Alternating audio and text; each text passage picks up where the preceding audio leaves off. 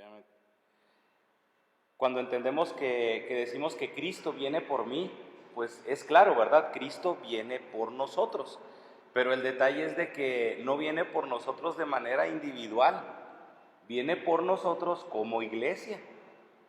Otra de las cosas que nos lleva también a la importancia y a la relevancia de este estudio de 9 marcas es porque decimos que la familia es la primera institución que ha sido fundada por Dios, pero es una institución que en la actualidad ha sido demasiado corrompida.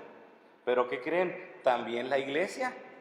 La iglesia, una institución formada por Dios, pero que en la actualidad también ha sido demasiado corrompida, porque para muchas personas lo que nosotros podemos ver en la palabra de Dios que es iglesia, no lo es, porque para algunos donde es un centro de reunión, donde es un centro de cierta diversión, para algunos es un centro de moralidad, para algunas personas pues incluso tiene que ver con todo menos con la adoración a Dios, porque mucha gente va a la iglesia a satisfacerse, que sí es bueno cuando Dios nos habla, es bueno reconocer que Dios está hablando a nuestras vidas y nos bendice cuando nosotros venimos a la iglesia. Pero parte del objetivo de esto es evitar o tratar de disminuir lo más posible el secularismo. No podemos evitar reconocer que estamos inmersos en una cultura y que en esa cultura nosotros podemos o tenemos adaptarnos, y lo voy a mencionar así, adaptarnos en cierta manera para llevar un evangelio de una manera práctica. Lo estamos viendo con los recursos que tenemos ahorita con una cultura digital, donde los recursos que se utilizan son digitales. Yo no puedo, o sí puedo, pero no va a tener tanta relevancia si ahorita damos una clase con unos niños con un franelógrafo, a que si la damos de una manera en la que ellos tengan que manipular objetos, tengan que tocar y tengan que aprender de esa manera. ¿Se puede? Por supuesto que sí, porque es apoyo visual. Pero ya estamos aprendiendo más con otro tipo de recursos a los que se encuentran acostumbrados. Entonces es donde llevamos, por eso digo, en cierta manera el secularismo, y no llamaríamos entonces secularizar la iglesia, sino entonces veríamos la forma de adaptarnos a que precisamente el mensaje sea más relevante. Les recomiendo un libro, es un libro pues la lectura tiene uno que estar concentrado, pero es un muy buen libro. Se llama El cristianismo contemporáneo. El cristianismo contemporáneo, y el autor se llama John Stott. John S-T-O-T-T, John Stott, del cristianismo contemporáneo. Y es donde el hermano menciona que es importante marcar una brecha o tratar de romper la brecha del cristianismo cuando es predicado en la palabra a la cultura actual para que pueda ser entendible. No vamos a secularizar la iglesia, pero sí vamos a hacer entendible el evangelio en una cultura actual. Y es entonces donde sale la necesidad de no secularizar la iglesia, pero también vale la pena entonces realizarnos ciertas preguntas, como la primera de ellas. ¿Cómo sería una iglesia perfecta? Que son buenas preguntas, pero ahorita la tercera es la relevante. ¿Cómo sería una iglesia perfecta? En una palabra, ¿qué se les vendría a la mente? ¿Qué se te viene a la mente, Liz? En una palabra con iglesia perfecta. Compromiso, muchas gracias. Esteban, puntualidad, gracias. ¿Alguien más?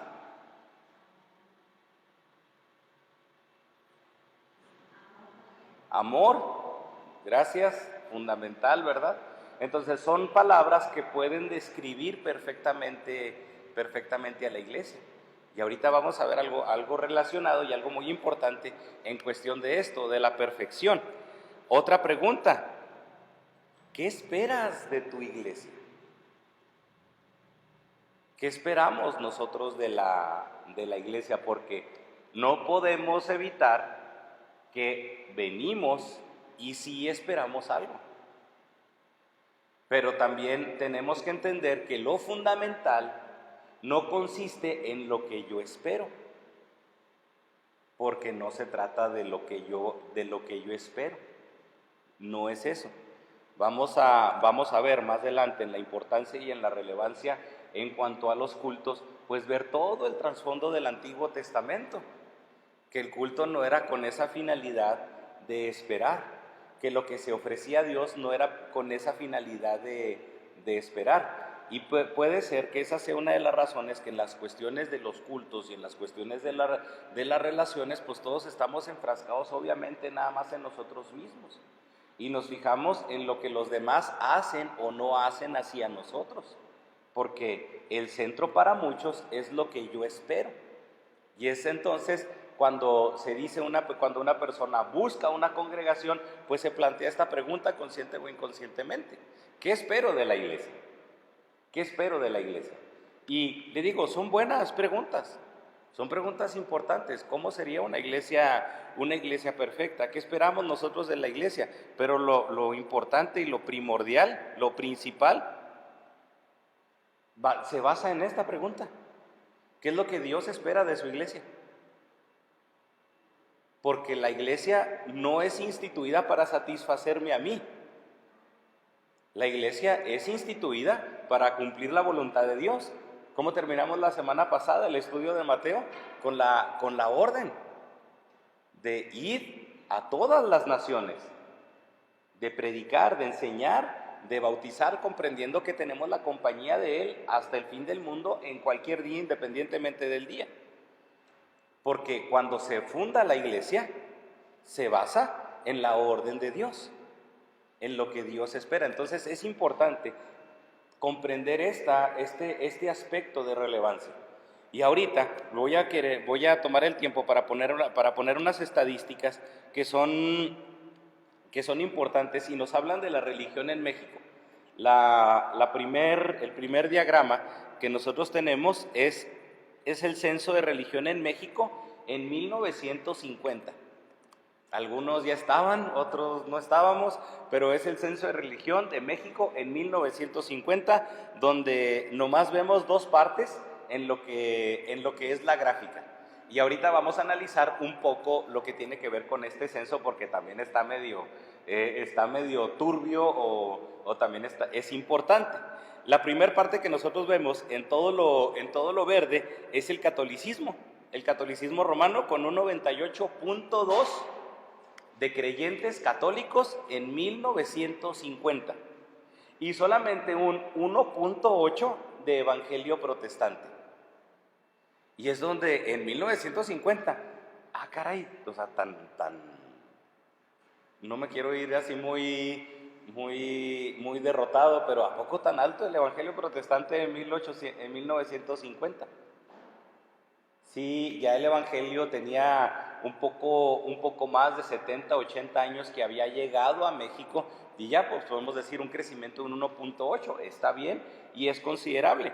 Pero fíjese en la siguiente, que también es muy relevante y que nos enseña algo también muy importante.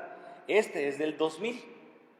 No quise ir poniendo de 10 años en 10 años, pero este es del 2000.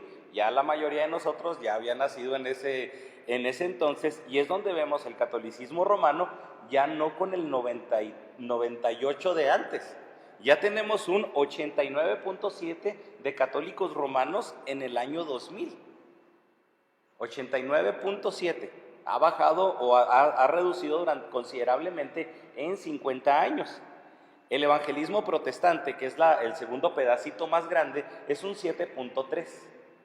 7.3 de evangélicos protestantes y un 3% de no religión, de no afiliados a ninguna religión. Ojo, no ateos, no ateos, simplemente no afiliados.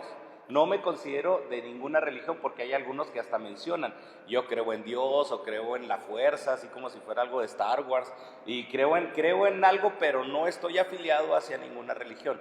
Eso es en el año 2000. Pero en el año pasado la situación cambia un poquito. En el año antepasado, en el año 2020, catolicismo romano 77.7. Así, en 20 años tanto, ya es mucho. En 70 años, ahí pues, uno diría, pobres católicos, de aquí a lo mejor otros 60 años van a desaparecer un poquito. Pero fíjese, evangelio protestante, 11.2, ya pasamos el 10%. Pero no religión, 11.7. 11.7, aquí pues usted, ya es más fácil que usted conozca a una persona que diga, no, yo no voy a ninguna iglesia, yo no creo en nadie. Ahora sí, 10 o 11.1 de cada 100 se afilia o no se afilia a ninguna religión. Ay, caray, perdón, ahí está. Entonces, fíjese, aquí ya la partecita del pastel crece un poquito más. La pregunta importante que pudiéramos nosotros ir planteando desde ahorita, porque ahorita vamos a interpretar un poco este censo, la pregunta importante es, ¿el cristianismo está creciendo o el catolicismo está decreciendo? Porque uno es, o sea, gloria a Dios, está creciendo el cristianismo, pero ¿cuál es la razón? ¿De que la gente se está hartando de la religión popular? ¿O de que realmente la cuestión de evangelización, de evangelismo, está aumentando? Eso sería importante analizarlo, porque si así fuera, crecería también más el evangelio protestante que el no religión. Sin embargo, están creciendo casi a la par. Fíjese, en la gráfica anterior, el evangelio protestante 7.3 en el 2000 y no religión 3. Y en el año 2020, la no religión 11.1 y el evangelio protestante 11.2. Es decir, estamos nada más arriba por 0.1. Pero algo también súper delicado, que en el evangelio protestante no cuentan únicamente los pentecostales, los bautistas, los metodistas, asambleas de Dios. En evangelio protestante también incluyen mormones y también se incluyen testigos de Jehová, porque se maneja como un tipo protestantismo. Para ellos es algo similar. Creen en Cristo, pero no son católicos. A eso se le llama evangelio protestante. Entonces, en este 11.2 hay adventistas, hay también mormones, hay también testigos de Jehová. Entonces, realmente lo que es evangelio protestante, pues no es el 11.2 que nosotros vemos reflejado en la gráfica. Y eso es importante mencionarlo y dejarlo claro para saber en qué contexto nosotros nos encontramos ahorita, porque esto nos llevaría a ver de que en el lugar donde estamos, una persona de cada 10 pues es creyente, y creo que a veces nosotros somos los únicos creyentes de cada 20 o los únicos creyentes de 15. Eso les digo, es importante también mencionarlo.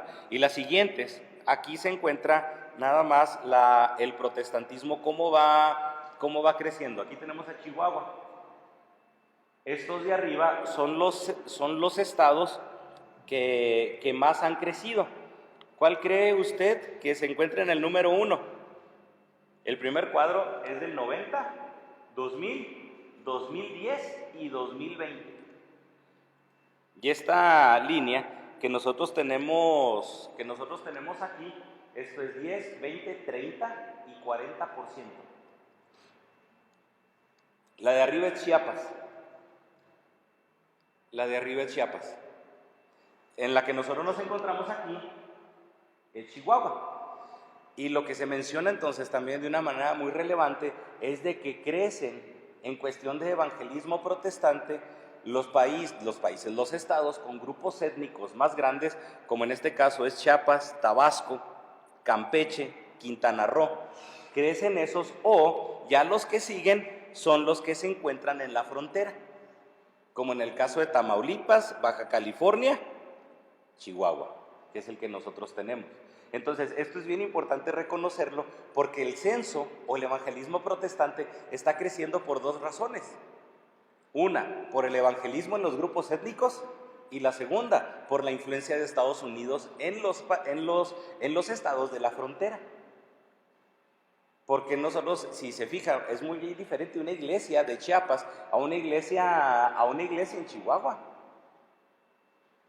Y es muy diferente también cómo vive el cristianismo los hermanos en Chiapas, los hermanos en Oaxaca, en los grupos étnicos, a cómo se vive también el cristianismo en la frontera.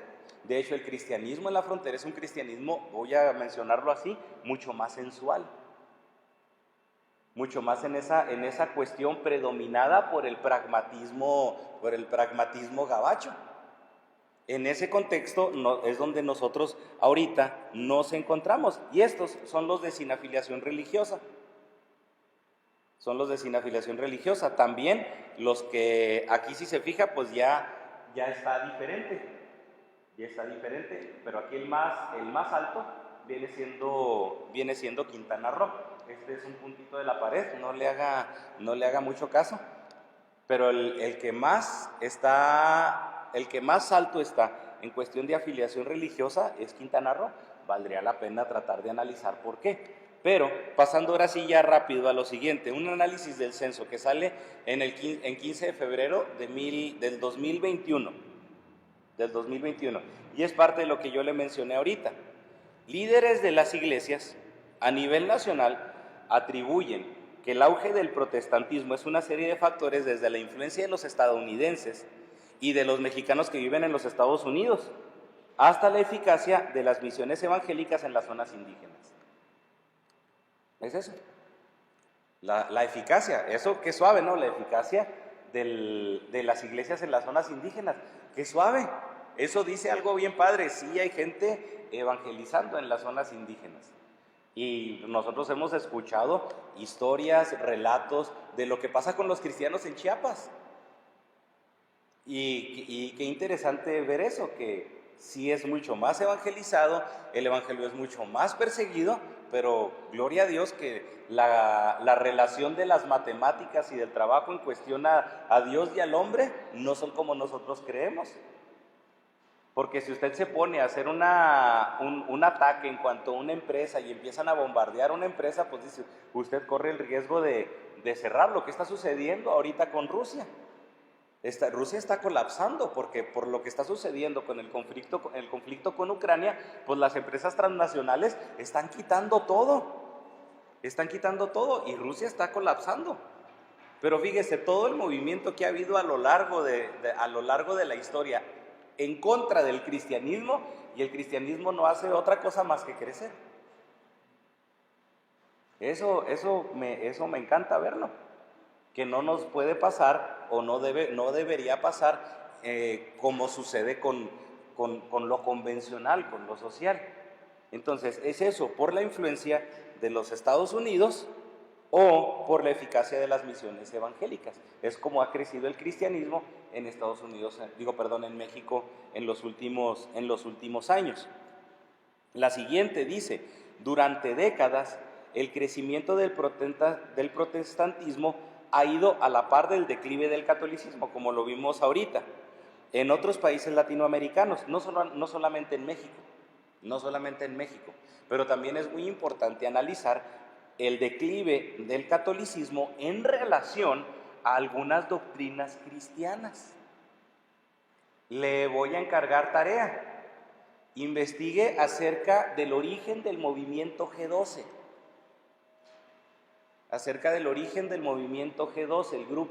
El grupo de los 12 es un movimiento que está tomando mucho auge en algunas iglesias específicamente o especialmente en el movimiento carismático. Entonces, ese grupo de los 12 que surge con un pastor muy renombrado, más bien muy conocido, que se llama César Castellanos, que funda parte del movimiento y que tiene creyentes en Colombia hasta para aventar para arriba, pero que también en esos retiros y en todo eso, pues se va creciendo también en otros lugares. ¿Qué cree? Movimientos o palabras que utiliza el G12, una de ellas, apóstol, que se utiliza en algunos grupos evangélicos, ¿qué cree? Son términos introducidos por la Iglesia Católica. Es decir, y así lo voy a para crearle la espinita de la investigación, el movimiento G12 es un movimiento que ha fundado el catolicismo para desviar a los creyentes de las iglesias evangélicas. Y hay frases, si no los ganamos, por lo menos nos los confundimos. Porque estadísticas de personas que van a una iglesia que practica ese movimiento del G12 se da cuenta de que no es cierto. Dice, no, ahí esto y los líderes y esa iglesia únicamente sirve para hacer más rica al pastor y todo eso, y salen peleados de la iglesia. ¿Qué cree? Las personas que hacen cuando se dan cuenta de que todo eso es una charlatanería, se vuelven a la iglesia católica. O en su defecto, se afilian a la no religión. Esto, le digo, es interesante entonces analizar todo ese tipo de movimiento. Incluso hasta, aquí nos menciona, incluso hasta Brasil, desde hace varios años. México se consideraba una excepción en la tendencia, pero ya forma parte de. Y por último, en cuestión del análisis del censo, fíjese, los protestantes son más activos en su fe, ya que el 63% de los mexicanos no denominacionales se consideran practicantes, en comparación con el 41% de los católicos. ¿Qué quiere decir? En este 41%, en este 77%, hay un 41% que dice, yo soy católico, pero no la profeso. Yo soy católico, pero no lo profeso. 41% es un porcentaje alto. Pero aquí, 63% de los mexicanos no denominacionales se consideran practicantes, es decir, el 63% de este 11 me considero practicante de la fe cristiana. Sí es mucho más alto en comparación a ese 41%. Podemos decir que entonces los cristianos o los evangélicos, en cuestión de nuestra denominación o de nuestra fidelidad en cuanto a nuestra religión, permítame usar esa palabra, son más fieles. Somos más fieles los creyentes. Y esto, le digo, es un análisis del censo. Y siguiendo, ya para ahora sí entrar en materia. La importancia de esto, Dios nos ha llamado por su gracia, por su amor y su bondad, pero en cuestión de la iglesia, no nos ha llamado a vivir un cristianismo aislado. Y es algo muy importante que también hablaremos ahorita en la predicación, porque es una carta dirigida a una iglesia. No somos llamados a vivir un cristianismo aislados, y sí, pecamos individualmente, y hemos sido llamados del mundo individualmente, pero también somos llamados a estar reunidos en una asamblea local. En el Nuevo Testamento esta asamblea se llamaba iglesia. Y entonces, como todo grupo de personas, tiene la tendencia a corromperse, tiene una tendencia a manipularse, pues sí es importante entonces especificar rasgos que puedan decir que es saludable, que es permitido y que no es permitido. Cuando ya lo llama próximamente a Ezequiel, a Dina, les va a tocar, cuando escojan su carrera, les va a tocar escuchar o ver de diferentes escuelas, y en las escuelas que investiguen van a salir un perfil del egresado. Este es el perfil del egresado, es decir, son las capacidades que cuando ustedes salgan de la universidad van a tener que adquirir, porque basado en lo que la escuela quiere lograr con los estudiantes, precisamente son también las características que pone como permisos en cuanto a la misma educación de nosotros. Eso es importante, y eso nos sirve para poder cuidar. Y es donde o es bueno o es malo, porque yo le puedo decir que hay ocasiones en las que uno dice, ¿de qué universidad saliste? Y luego, aquí así, del TEC, ¿verdad? Del TEC, del 1 o del 2, y luego, ¿hay otro? Sí, pues así mencionan. Porque pues uno sabe cómo son ciertas especificaciones, y en diferentes universidades. Entonces uno basado en eso puede decir, es un egresado del TEC de Chihuahua. Y las mismas empresas dicen, ok, entonces es un buen egresado. Tristemente pasa lo mismo con las iglesias. ¿De qué iglesia vienes?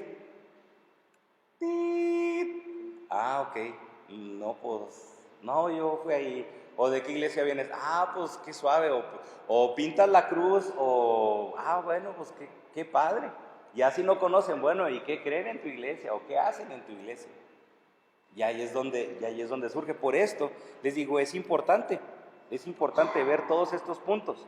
Hoy en la actualidad hay muchos libros de predicadores, de mercado, que en lo que se van es en el estilo de adoración, en los programas que se utilizan. Todo va enfocado en la forma de los ministerios, en los programas, en los grupos, en la metodología a utilizar. Algunos doctrinales, pero son pocos que se fijan en cuanto a la sanidad de la iglesia. No sé si usted lo ha analizado, busque a sanidad en la iglesia. No, usted, si va al aparador de iglesia, ahí en la librería cristiana, va a haber de crecimiento, va a haber de doctrina, pero no va a haber de una iglesia saludable. ¿Cómo es una iglesia saludable? Por eso es la importancia, le digo, de este estudio. Y basado en todo eso, nos planteamos estas preguntas, estas buenas preguntas. ¿Quién estará en lo correcto? ¿Quién está en lo correcto? Recuerde, hay doctrinas motor. ¿Quién está en lo correcto? Los hermanos de tal iglesia están en lo correcto. Los hermanos metodistas están en lo correcto. ¿Me puedo fiar de una iglesia metodista? Hay iglesias que no están afiliadas a ningún organismo, se denominan Iglesia Evangélica Libre, o no somos denominacionales, pero siempre va a haber una inclinación hacia una denominación. Siempre. Y me atrevo a decir con todo respeto de que cuando una persona dice, es que yo no sigo ninguna religión, yo sigo a Cristo, lo que está hablando es de que no tiene ni una mínima noción de lo que es la importancia de la doctrina. Ustedes me han escuchado decir la frase del hermano R.C. Sproul, o una plática que tuvo el hermano R.C. Sproul con una persona, ¿crees en qué denominación eres? No, es que yo no creo en ninguna denominación, yo no creo en la doctrina, yo solamente creo en Jesús. Y el hermano le pregunta, ¿cuál Jesús? El que murió en la cruz. ¿Para qué? Pues para que murió por nuestros pecados. ¿Y para qué murió por nuestros pecados? Y así se fue hasta que la persona no pudo contestar. Y el hermano solamente le responde, qué importante es la doctrina. Todos estamos inclinados hacia una doctrina. Todos. Y hay doctrinas que nosotros podemos decir que aunque no creen las mismas verdades que nosotros, en lo fundamental, creen lo mismo que los bautistas, y podemos decir, bueno, qué bueno, y respetamos eso, y hay entonces esa tolerancia. La segunda pregunta, ¿cómo se puede saber si una iglesia es saludable? Porque está creciendo. Determinada congregación llega a la ciudad, ¿y de dónde es esa congregación? No, es que esa congregación imagínese, bueno, te iba a decir bien feo, ¿verdad? Bendito Dios, ¿verdad? Bueno, ya lo dije, dice uno, bendito Dios que todavía no llegan, pero Iglesia Hilson, llega a Chihuahua, 2 años, y le aseguro que va a tener un montonal de creyentes. Entonces, ¡wow! ¡Qué super iglesia! Y todos queriendo tratar de hacer lo que la iglesia hace, queriendo reproducir lo que la iglesia hace, porque pensamos que es bueno que una iglesia crezca. Bueno, no es lo mismo crecer a estar saludable. No es lo mismo crecer a estar saludable. No es lo mismo estar pequeño y estar saludable. Porque no sé si ustedes conocen así personas, que dice uno son tamaño petit, ¿verdad? O tamaño muestra, y pues están saludables. Así le digo yo a mi mamá, ¿verdad? Pues, y está saludable. Y no porque no crezca quiere decir que está mal, simplemente no le funcionó el danonino ni la emulsión de Scott. Pero es saludable. ¿Cómo se puede saber si una iglesia es saludable? ¿Qué se puede hacer para animar un crecimiento bíblico que glorifique a Dios? Énfasis en crecimiento bíblico. Énfasis en crecimiento bíblico. Porque si nos vamos al libro de los Hechos, ¿cómo crecía la iglesia? por medio de la predicación de la palabra. No era por cuestiones de invitación, y es aquí donde vamos, de que una verdad fundamental y una verdad muy importante es de que la iglesia es para venirnos y reunirnos los creyentes. ¿Quiénes vienen? Las personas que nosotros en su momento ya las evangelizamos. Porque, y es la verdad, si vienen y escuchan una predicación de la Gran Comisión, como la semana pasada, pues yo no soy ni de eso, yo ni de eso soy. Ya me está mandando a predicar y es la primera vez que vengo. Entonces, los creyentes que iban y formaban parte de una iglesia ya tenían noción de lo que había hecho Cristo en sus vidas. Ya el evangelio ya se les había predicado. Entonces, por eso, animar a un crecimiento bíblico, porque hay iglesias que lo único que hacen es rondarse los creyentes. Y obviamente por respeto no lo hago, pero hay iglesias que en ciertas épocas se ponen de moda. Ahora todos los creyentes, vámonos para allá, y no, pues ahora para acá, y ahora para acá, y ahora para acá. No dudo que evangelicen. También analizando que, bueno, si es una iglesia que predica sana doctrina y hay personas que están saliendo de iglesias de mala doctrina para irse a una iglesia de sana doctrina, pues qué bueno, bendito Dios. Pero el crecimiento, animar a un crecimiento bíblico y que glorifique a Dios, tiene que ver con la predicación de la palabra. Por eso, en puntos que nosotros debemos de analizar estas preguntas, fíjese, ¿quién está en lo correcto? ¿Cómo se puede saber si una iglesia es saludable? ¿Qué se puede hacer para animar a un crecimiento bíblico que glorifique a Dios? Están las siguientes afirmaciones. Se ven muy pequeñas, pero fíjese, la primera dice, puede haber iglesias sanas a pesar de no ser perfectas. Y entonces nos deberíamos de cambiar la pregunta. ¿Cuál es la iglesia perfecta? ¿O estoy buscando una iglesia perfecta? No, estoy buscando una iglesia sana. Porque analizándolo físicamente, usted no es perfecto, pero puede estar saludable. ¿Sí me explico? Hay una gran diferencia entre perfección y ser saludable. Somos imperfectos, pero eso no quiere decir de que no podamos ser saludables. Entonces, esa es la cuestión de la primera afirmación. Segunda, es necesario notar que ni la adecuada organización eclesiástica, ni la predicación fogosa, así dice el libro, predicación ferviente, ni el ofrendar sacrificialmente, ni la doctrina ortodoxa pueden asegurar que una iglesia florezca. No, o sea, no se puede asegurar eso. ¿Cuántas iglesias de pastores que usted puede conocer que predican una sana doctrina, pues no van a crecer o no florecerán? Pero son iglesias sanas. Y es a lo que primeramente nosotros debemos aspirar, al amor y a la sanidad, o al amor y a la santidad. Siguiente, que ya esto es lo último. Cualquier iglesia puede ser más sana de lo que es. Todos nosotros podemos ser más sanos de lo que somos. Así cualquier iglesia puede ser más sana de lo que es. Y esto, recuerde, únicamente es la introducción del material que nosotros estamos viendo. En nuestras vidas nunca vemos victoria completa sobre el pecado, pero como hijos legítimos de Dios no nos damos por vencidos ante la lucha. Las iglesias tampoco. Hermano, no nos damos por vencidos, seguimos porque hoy en la actualidad hay un fenómeno muy interesante y basado en lo que le decía yo anteriormente.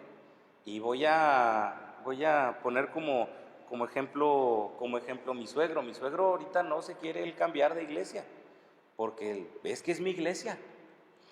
Y es que es mi iglesia. Y a mí en serio me sorprende en ese atributo de mi suegro. A mí me sorprende esa fidelidad que él tiene hacia su iglesia, hacia su congregación. Porque Él dice, es que esa es mi iglesia. El detalle es de que en la actualidad, si bien nos va, hay miembros que si ya tienen 10 años en una congregación, qué suave. Y entiendo, a veces nos equivocamos, pero la cuestión es de que ya no se forman cimientos en las congregaciones. Ya no se hacen cimientos en algunas congregaciones. ¿Por qué? Porque se dan por vencidos, porque mucha gente sale y es más fácil salirse que tratar de solucionar ciertas cosas. Es más fácil salirse cuando algo no me gusta a esforzarme porque las cosas sean mejores. Y aquí también tratando de definir, bueno, ¿qué es lo que no me gusta? O por qué no me gusta. Tiene que ver mi personalidad, tiene que ver las cosas que yo considero correctas, tiene que ver mi hambre de control o que realmente qué es lo que nosotros podemos ver que si es bíblico o no es bíblico. Porque muchas de las personas que no forman cimientos en algunas congregaciones, pues muchas veces tiene que ver en relación a las cosas que no agradan. Y todo eso, pues obviamente nos devolvemos a lo primero, ¿qué es lo que yo espero de una iglesia? Y ese es el detalle, porque para ellos esa es la pregunta fundamental. Pero para nosotros debiera ser, ¿qué es lo que Dios espera de la iglesia? ¿Qué es lo que Dios quiere de la iglesia? Y terminamos con esto. Nuestra adicción al pragmatismo, particularmente al éxito evidente, debe ser reemplazado por una humilde y confiada dependencia en la fidelidad de Dios, particularmente en cumplir sus mandamientos sin esperar resultados inmediatos. ¿Qué esperamos? Libros de crecimiento, ¿cómo hacer que tu iglesia crezca con predicaciones de 10 minutos y mensajes motivacionales? Un audiolibro de cómo tener contenta a toda la gente aunque te cueste la doctrina. Y dicen, y la forma, todo el mundo enfocándose en que la iglesia crezca rápido. Aquí no necesariamente es eso, y es por eso digo, nuestra adicción al pragmatismo y al éxito evidente. Hermano, qué bendición que podemos ser una iglesia sana y una iglesia conforme a los ojos y al corazón de Dios, a pesar de no ser muchos. Creo que en cuanto a eso, el crecimiento se dará como un resultado natural, pero no serán resultados inmediatos. Porque a lo mejor a nosotros nos toca sentar las bases, pero no esperamos crecimiento. ¿Qué esperamos? Una iglesia santa. Y ahorita lo corroboraremos en la predicación. Una iglesia santa y una iglesia fiel. Porque es la forma en la que Pablo se refiere a los hermanos en Éfeso, a los santos y fieles que se encuentran en Éfeso. No a la iglesia grande y poderosa, no, a los santos y fieles que se encuentran en Éfeso. Y hermano, ¿alguna pregunta? ¿Algún comentario que quiera alguien realizar en relación a esto? ¿Sí, Caro?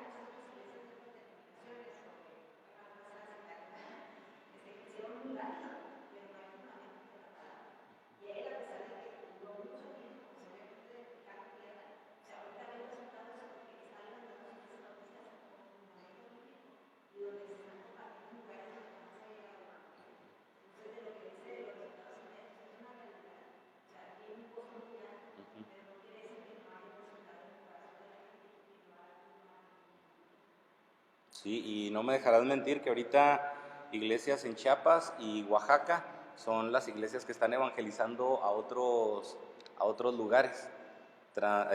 Cambiado un poco, es como si nosotros ahorita estuviéramos mandando misioneros a Estados Unidos, como si los mexicanos estuvieran mandando misioneros allá. Pero ahorita Oaxaca, Chiapas son casi punta de lanza hasta en misiones hasta en misiones en el oriente. Y dice uno, son los que nosotros pensamos que son los que necesitan, porque, me devuelvo tantito, porque pragmáticamente no hay recurso, pero son los que ahorita están enviando. Entonces eso es una verdad muy, muy padre, muy, muy suave. Gracias. ¿Algún comentario más, hermanos? ¿O alguna pregunta? Sí, Daniel. Es del INEGI. Es el censo del INEGI. Ajá.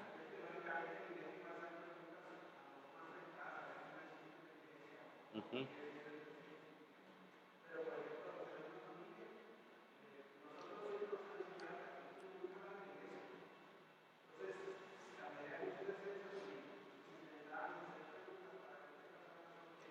ujú,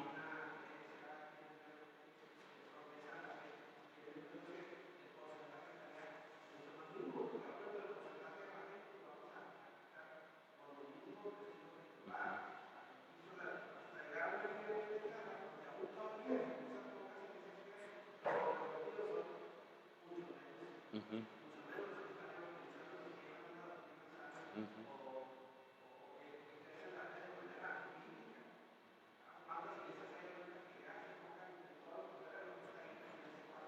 ujú. Sí, es a lo que ya nosotros llamaríamos el sesgar un poco la información. Sí, es del INEGI y la interpretación que se los mande es de una página cristiana, les puse a la fuente, Cristianismo Hoy, Christianity Today. Entonces es un artículo en inglés que vienen algunas cuestiones traducidas y es importante. Está suave, o sea, a mí me gustó mucho la interpretación del censo. Entonces, ¿algún comentario más, hermanos, o alguna pregunta? Lo enfatizo, no quiere decir que el material sea, ¡ay, wow! Y ya vamos a confiar ciegamente en todo lo que dice el material, ¿no? De hecho, todas las cosas que mencioné ahorita no es todo lo que el material menciona en la introducción, pero algo de lo que no podemos negar es de que sí es una cuestión muy, muy bíblica y trataremos de analizar al terminar cada clase, pues los puntos relacionados o los puntos mencionados en en la misma clase o en el mismo punto que vimos en, que vemos durante la clase. Solamente le menciono los nueve puntos que vienen como esa marca de una iglesia saludable.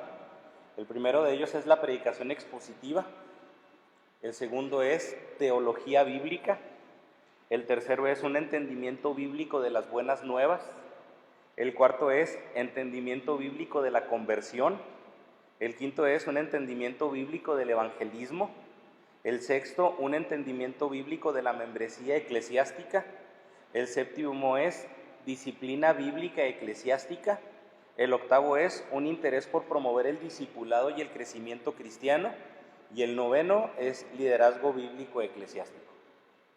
Si se fijan, son cuestiones en las que si hay una palabra que se repite en todos los puntos, menos en el octavo, es la palabra bíblico. En el octavo no viene la palabra bíblico, pero dice un interés por promover el discipulado y el crecimiento cristiano. Pero ya todos los demás es todo relacionado con lo bíblico.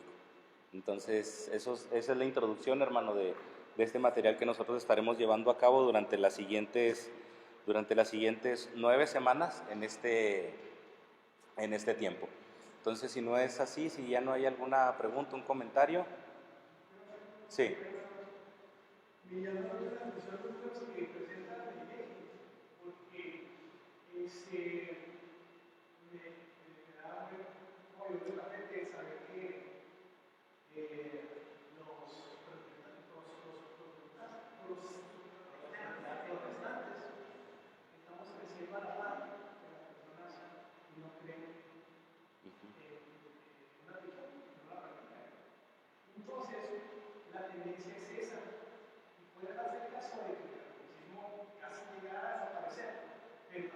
tienden mucho las personas que no creen, ¿verdad?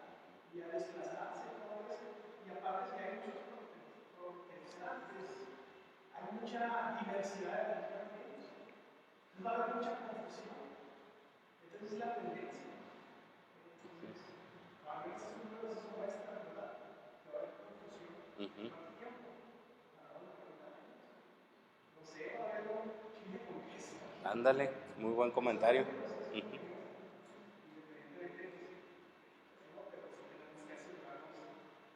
¿Cuál va a ser ¿cómo se llama?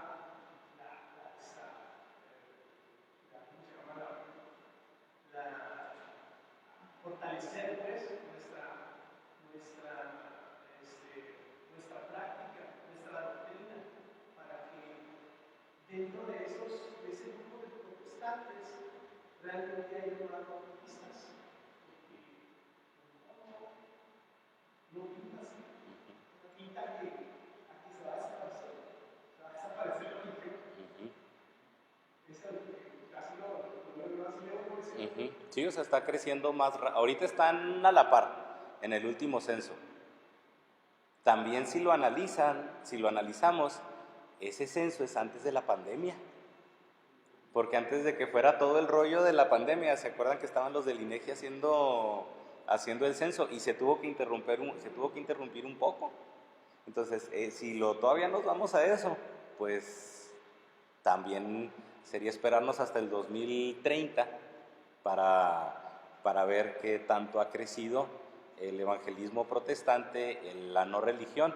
Y por eso también iba en relación la pregunta, ¿o el evangelio crece o el catolicismo está decreciendo? Y es que ellos están seguros que no quieren saber nada del evangelio. Y las otras partes están seguros, pues unos son cristianos, bautistas, pentecostales, asambleas, testigos de Jehová, mormones, son un 11% también, ¿verdad? Porque no hay una solidez en su creencia. Ese es el 11%. Pero hay un 11% que sí son sólidos en su creencia, que se pueden pensar nada de eso. Ellos sí son. Sí, ándale, en ellos no hay esa diferencia tan marcada.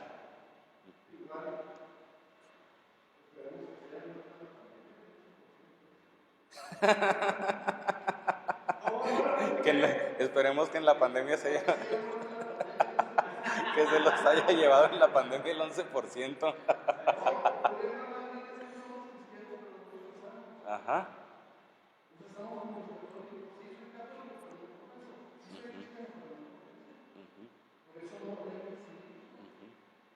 Sí. Sí, es como lo que mencionaba Daniel, que tanto de ese evangelismo protestante las preguntas son sesgadas de, pues híjole, qué tanto son fieles. Entonces, pues el campo está lleno. Si lo analizamos ahorita, pues tenemos campo para sembrar, entonces en cualquier lugar.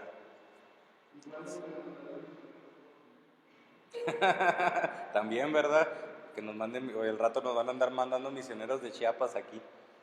Ya, bueno, hermano, muchas gracias por sus comentarios, gracias por sus aportaciones. Eunice, si nos puedes dirigir en oración para